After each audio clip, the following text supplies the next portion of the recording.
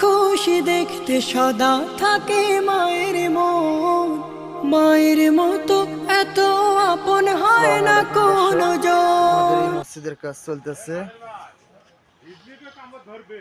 আপনারা যে যেখানে থাকেন না কেন আপনারা সহযোগিতা করেন আমাদের এই মসজিদটা যেন সুষ্ঠুভাবে ভালোভাবে যেন কাজ করতে পারি।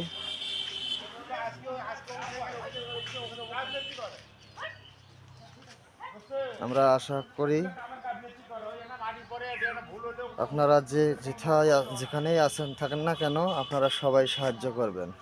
এই হলো আমাদের মসজিদের কাজ চলতেছে, এই হলো আমাদের মসজিদ। বর্তমানে এখানে নামাজ পড়ি আমরা।